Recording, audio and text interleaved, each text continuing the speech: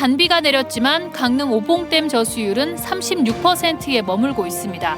극심한 가뭄에 강릉 지역 14개 저수지에 야간 농업용수 공급이 중단됐습니다. 민선 8기 강원도지사직 인수위가 새로운 강원도 준비위원회로 정해졌습니다. 인수위원장은 김기선 전 국회의원이 선임됐습니다. 강원도가 지방소멸 위기에 대응하기 위한 도단위 24개 지원사업 8,941억 원을 확정해 발표했습니다. 동해시가 지난 3월 산불 피해 지역에 긴급 벌채를 추진하고 있지만 산주 동의를 얻는데 난항을 겪고 있습니다. 안녕하십니까. 뉴스데스크 강원입니다. 지난 이틀 동안 영동 지역에 반가운 단비가 내렸지만 강릉 지역 저수율은 크게 오르지 않은 것으로 나타났습니다. 한국농어촌공사에 따르면 오늘 기준 강릉 지역 식수원이자 농업용수원인 오봉저수지 저수율은 36.2%로 비가 내리기 전인 지난 3일 32.7%로 최저점을 기록한 것과 비교해서 불과 3%포인트 안팎 올랐습니다.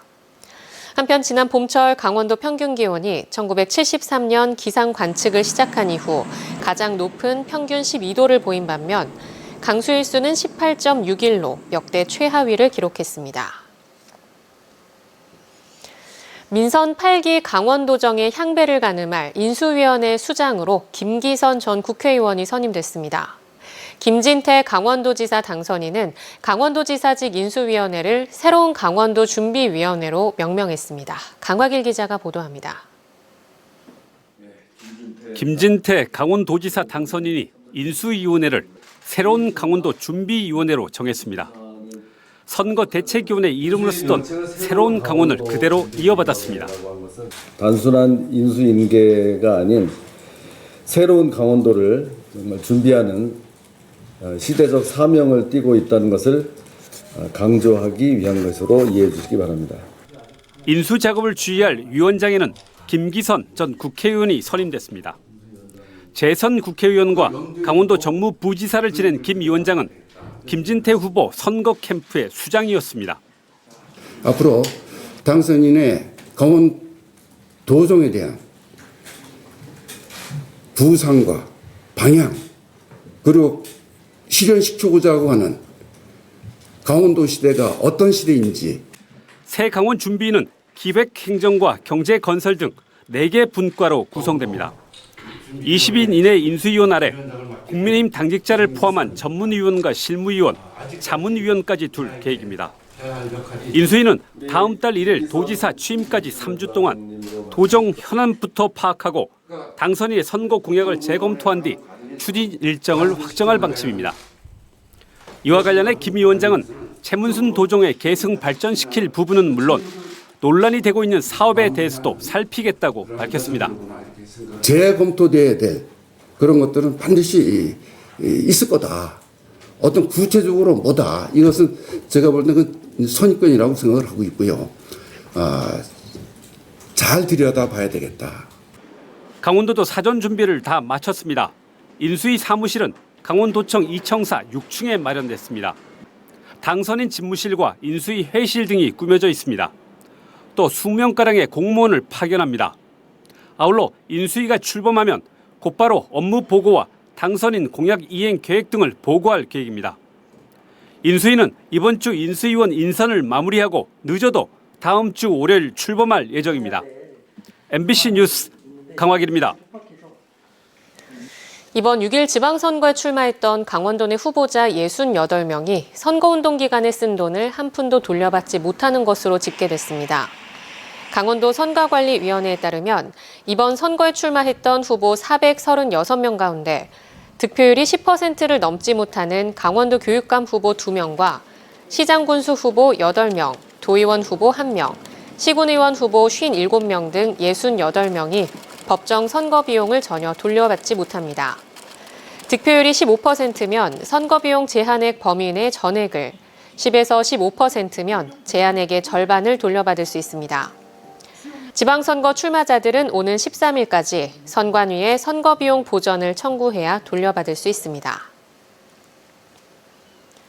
강원도 지방소멸 대응기금으로 24개 사업이 본격 추진됩니다. 강원도는 지방 소멸이 우려되는 위기를 극복하기 위해 도민 모두와 지역이 활력 넘치는 강원도라는 비전 아래 24개 사업에 8,941억 원의 지방 소멸 대응기금 광역 지원 개정 사업을 확정 발표했습니다. 이를 통해 일자리 4,000개와 기업 유치 창업 200개, 생활인구 41만 8,500명 확대를 목표로 내걸었습니다. 인구 감소와 관심지역 16개 군에서는 기초기금으로 3조 6,596억 원의 투자 계획서를 행정안전부에 제출했습니다. 지방 소멸대응기금은 인구 감소로 소멸위기에 처한 지자체를 지원하기 위해 정부가 올해 도입했습니다. 지난 3월 동해안 대형 산불 당시 동해 지역의 전체 산림 가운데 20%가 피해를 입었습니다. 동해시가 산불 피해 지역에서 긴급 벌채를 벌이고 있지만 산주들의 동의가 늦어져 어려움을 겪고 있습니다. 배연한 기자가 보도합니다. 산불에 타버린 나무들이 수처럼 변해버렸습니다. 주택과 인접한 곳에 있는 나무들도 불에 타버린 채 위태롭게 서 있습니다.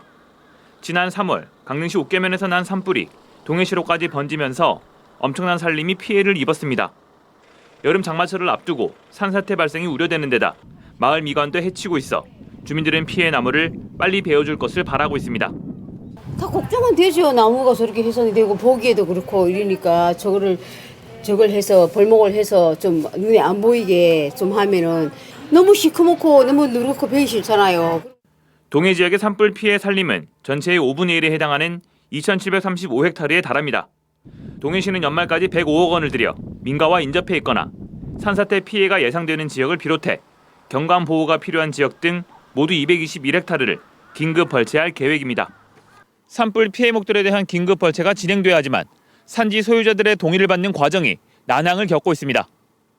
긴급 벌채를 위해서는 389필지, 산주 450명의 동의를 받아야 하지만 현재 절반을 조금 넘는 222필지, 산주 253명의 동의를 받는데 그치고 있습니다. 저희가 동의 문서를 보냈는데 응답이 없거나 이제 반송되는 경우가 있는데 이거는 저희가 주소를 재확인해서 추가로 발송할 예정에 있습니다. 동해시는 산주 동의를 마친 24헥타르를 긴급 벌채하기 위해 실시 설계를 마치고 강원도에 계약 심사를 진행하고 있지만 나머지 산림은 아직 기약이 없습니다. MBC 뉴스 배현환입니다. 국내에서 발생하는 헌옷이 연간 30만 톤이 넘습니다.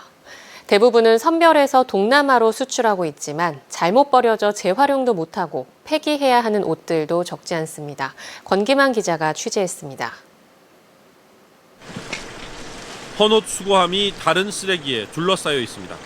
이 쓰레기들을 치우고 나서야 수거함을 열어 옷을 꺼낼 수 있습니다. 재활용 생활 쓰레기를 모아두는 자리가 아니지만 수거함 옆에 아무렇지 않게 쓰레기를 버린 겁니다. 이게 통이 있으면 그 쓰레기 버리는 쪽으로 생각해가지고요. 쓰레기가 많이 쌓입니다. 어차피 나머지 제가 치울 수 있는 상황이 아니에요. 쓰레기가. 이렇게 수거한 옷과 신발, 가방 등은 한 곳으로 모아 선별 과정을 거칩니다. 멀쩡해 보이는 것들이 대부분인데 유명 브랜드 제품은 물론 상표가 붙어있는 새 제품도 있습니다. 일부 쓸만한 물건은 구제 의류를 취급하는 업체에서 가져가고 대부분은 동남아 국가로 수출됩니다. 선별 과정에 버려지는 옷들도 많습니다.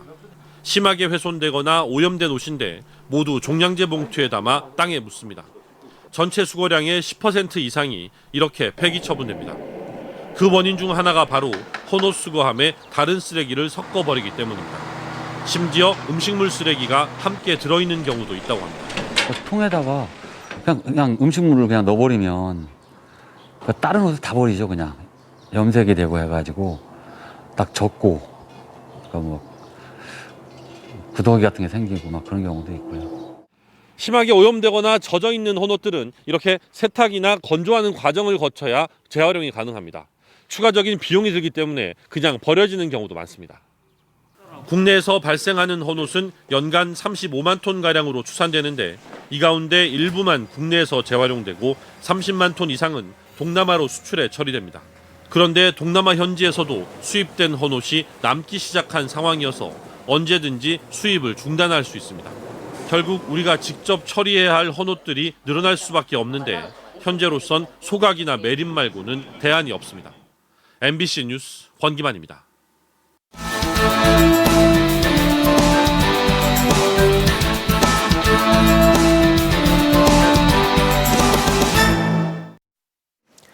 어제 하루 도내에서 코로나19 신규 확진자 307명이 발생한 가운데 오늘은 오후 6시까지 587명이 추가됐습니다. 시군별로는 강릉 52명, 고성 35명, 동해 31명, 속초 18명 등이며 누적 확진자 수는 51만 8천여 명으로 어제까지 도내에서 13일째 1,000명 이하의 확진자가 나왔습니다. 산림청이 시민단체와 지자체, 주민 등과 함께 대형 산불 피해 복구를 추진하겠다고 밝힌 가운데 강릉 옥계 산불 피해지의 복구 방안을 수립하기 위한 토론회가 열립니다. 내일 오전 산불 피해지인 강릉시 옥계면 남양리에서 산림청과 동부산림청, 강원도와 강릉시, 지역 주민과 교수 등 100여 명이 참석하는 복구 방안 토론회가 열려 다양한 의견을 나눌 예정입니다. 산림청은 이번 대형 산불 복구는 기존처럼 전문가들의 일방적인 의견만 수렴하는 게 아닌 각계각층이 함께하는 협의체를 구성해 다양한 의견을 수렴하겠다고 밝혔습니다. 강원도가 소상공인들의 매출 증대를 위해 라이브 커머스 사업을 확대합니다. 강원도 라이브 커머스 사업은 쇼호스트 지원과 방송 촬영, 송출 지원, 물품 할인가 지원뿐만 아니라 스스로 라이브 커머스를 진행할 수 있도록 관련 교육까지 제공합니다. 강원도는 올해 라이브 커머스를 이달부터 매주 수요일 오전 11시와 오후 7시 1시간씩 진행할 예정입니다. 강릉시 옥계면 석회석광산 복구 지역에 멸종위기 야생식물이 식재됩니다. 원주지방환경청은 강원도 자연환경연구원, 한라시멘트와 함께 내일 오후 한라시멘트 석회석광산 내 생태 복구 지역에 멸종위기 2급인 제비동작꽃 100그루를 심을 계획입니다. 원주지방환경청은 광산 지역의 생태 복원을 위해 업무 협약을 맺고 2017년부터 멸종위기 야생식물을 심는 사업을 추진하고 있습니다. 서핑 수요가 많은 도내 2개 해수욕장에 대해 서핑 지수가 제공됩니다. 국립해양조사원은 내일부터 동해 망상과 양양 죽도 등 도내 2곳을 포함한 전국 4개 해수욕장을 대상으로 5단계로 구분한 서핑 지수를 제공할 계획입니다.